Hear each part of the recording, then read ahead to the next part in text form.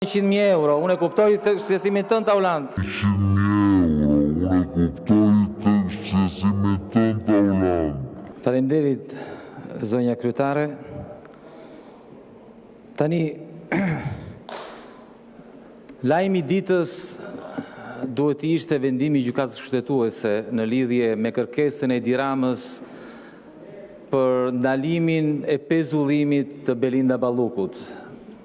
Zvënses ti të cilën Spaku e ka kapur duke vjedhur dhe duke abuzuar me paratë qytetarëve shqiptar. Por në fakt lajmi nuk ishte ky. Lajmi sot ishte shkarkimi i drejtorit të 16 të kadastrës së Vlorës në pak vite. 16 drejtorat të kadastrës ose janë shkarkuar ose kanë dhënë dorëheqje. Sepse padrejtësia më e madhe që është bërë këtij kombi, këtij populli ka të bëj pikërisht me pronat. Ju keni vjedhur pronat, ju keni mohuar të drejtën e pronës, ju keni nxirr jetën, i keni rrjepur, i keni telendisur, i keni varfëruar, jeni pasuruar duke u vjedhur pronat dhe vazhdoni e bëni. Ky parlament në këto 35 vjet, padrejtësia më e madhe që i ka bërë popullit shqiptar, qytetarëve shqiptar, ka qenë pikërisht e drejta e pronës. Dhe vazhdoni e bëni. Kjo është padrejtësia më e madhe dhe arsyeja pse keni bërë ka qenë pikërisht se në këto 35 vjet nuk ka patur drejtësi. Sepse drejtësia ka qenë, po ka qenë në krahun tuaj, në krahun e të korruptuarve, ka bashkëpunuar me ju, me të korruptuarit në dëm të qytetarëve shqiptar. Tani, gjykata kushtetuese, ndërkohë, ka mbetur shpresa e fundit për ju. Shpresa e fundit për të korruptuarit që t'i shpëtojnë drejtësisë. Shpresa e fundit për ministren Balluku, për mbi të cilën ka një kërkesë për arrest, dhe të cilën ju e mbroni këtu. Ka 3 muaj Belinda Balluku që është në hetim, është shpallur, është marrë në hetim, ka një kërkesë pezullimi, ka një kërkesë arresti dhe ju e keni marrë në mbrojtje. Keni marrë në mbrojtje të korruptuarit, të akuzuarit për korrupsion. Dhe keni një plan diabolik në lidhje me gjykatën kushtetuese, se atje keni shpresat. Dhe plani juaj është që të njëjtët gjë që bët me Gjaçkën, ju kujtohet Gjaçka apo jo?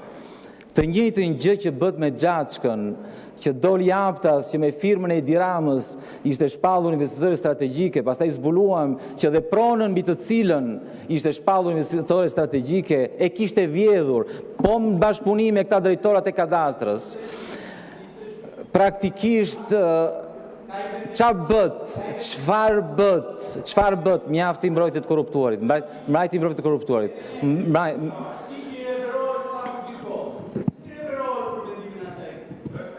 Po, i referojmë, ta them unë, ja ta shpjegoj unë. Atëherë, ka një vendim gjykate mbi pronën, ta shpjegoj, mos u idh përpje, ta shpjegoj, jo, me qetësi, ta shpjegoj me qetësi. Ka atëherë, Braçe thot që unë nuk që nga e vërtet ajo që po them. Ka një vendim gjykate në lidhje me pronën mbi të cilën do zhvillojë investimi strategjik i Gjaçkës, nëse nuk e di.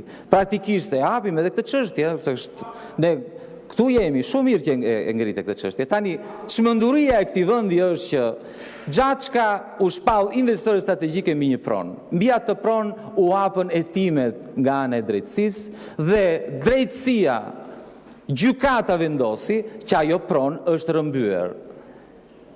Mbi atë pronë dhe është dënuar ish kryetari i Bashkisë së Imarës, sepse prona mbi të cilën është shpallur investitore strategjike Gjaçka është vjedhur, është rrëmbyer. Kështu që mos ju futeni këtyre gjërave, po nuk kemi këtu për diskutuar për Gjaçkën. Tani, ajo që është e rëndësishme, mos na barku në Taulanti, se tash Taulant, të lutem tani. Se të bën zakonisht Taulanti këtë, prandaj nuk është. Ju lutem vazhdoni zoti Sheha, ju lutem mbajmë pak qetësi. Tani, Tani, atëherë, unë e kuptoj shqetësimin tuaj, Taulant, jam Taulanti, më duhen 100.000 euro, unë e kuptoj shqetësimin tënd Taulant, jam Taulanti, më duhen 100.000 euro. Jërglove dhëmbët, kujdes kur hapë se...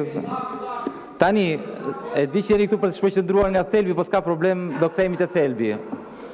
Ndërkohë që atëherë, plani i Edi Ramës është i njëjti plan që kishte me Xhaçkën, se janë ajdut të korruptuar dhe banal. I njëjti plan. Praktikisht, pasi ju drejtuam gjykatës kushtetuese për të shkarkuar Xhaçkën, çfarë bën gjenit e korrupsionit? Tha pritani të bëjmë lojën e Komisionit Venecias. E marim kërkesë, i drejtojmë Komisionit Venecias, fitojmë pak kohë, sa të mbarojnë afatet dhe pastaj dhe në këtë mënyrë Xhaçka shpëtoi. Të njëjtën gjë duan të bëjnë, ky është plani i Edi Ramës për të shpëtuar drejtësisë. Gjykata kushtetuese ka gjasa që të marri vendim, ose mos të marri vendim, ti drejtohet gjykatës Komisionit Venecias, të fitojmë kohë, të harohet Belinda Balluku, ndërkohë e kanë bindur që t'japi dorëheqje dhe ja që shpëtuan nga sikleti i Belinda Ballukut. Ky është plani djallëzor për t'i shpëtuar drejtësisë, por ka një gjë që ju shpëton, vendimi për fatin tuaj, ju shqiptarët i gënjur, i keni mashtruar sa keni dashur, 35 vjet, i keni rjepur, ju keni marrë shpirtin, por vendimi për fatin tuaj, për fatin e të korruptuarve nuk është marrë këtu, është marrë në Perëndim, dhe u ka gjetur belaja, nuk dini çfarë bëni, nuk dini nga t'jam bani, po i shpikni të gjitha, tani po përdorni gjykatën kushtetuese. Është çështje kohe, është koha juaj, koha e të korruptuarve, që kanë vjedhur qytetarët shqiptar, Taulant, mos ja bëj me kokë kështu, sepse shumë shpejt do të vi fundi dhe ty. Faleminderit. Po, zoti Balla, replik.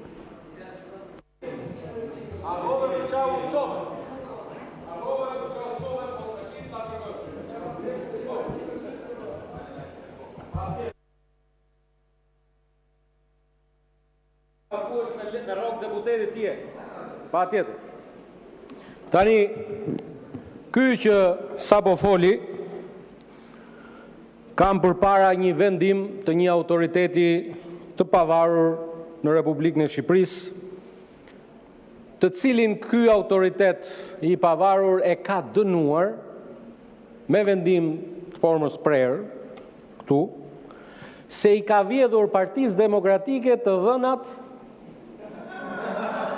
dhe listat e antarëve të kësaj partisë lodhur për fat keq, që zgjedh lloj njeriu e fut brenda, u futi Luli, për këtë Saliu nuk ka, Sali atje në Këshillin e Evropës dëgjoje këtë, nuk ke faj për këtë, është prurje Lulit ky, është ky nga ata që unë këtu e kam vendimin, të ftoj, jo tani se tani s'ke mundësi ta marrësh, kur të vish herës tjetër, të çohesh e të thuash, ka një vendim ku ti je dënuar dhe partia jote është dënuar për vjedhje të dhënash personale?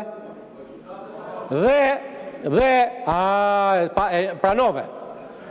Dhe nuk po hyk e vendimi lapajt, sepse ai është vendim që ti do ta kundërshtosh në gjykat, kur të marri vendim në formës prerë, tezja e lapajt të marri fjalën dhe të flasi për këtë çështje. Unë po flas për këtë. I ke vjedhur Partisë Demokratike listën e antarëve.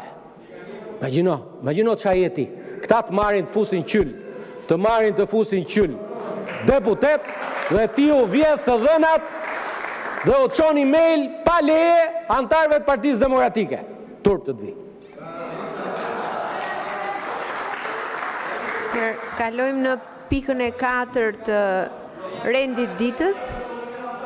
Projektligji për ratifikimin e marrëveshjes ndërmjet Këshillit Ministrave të Republikës Shqipërisë dhe Qeverisë Replikës së Italisë për bashkëpunimin strategjik në kujdesin shëndetësor, energjinë, mjedisin, industrinë e sigurisë mbrojtjes, menaxhimin e migracionit, arsimin, inovacionin, diasporën, transformimin ekonomik dhe rritjen inteligjente. Referuar në 73.2 rregullores, nëse ka pyetje nga kolegët,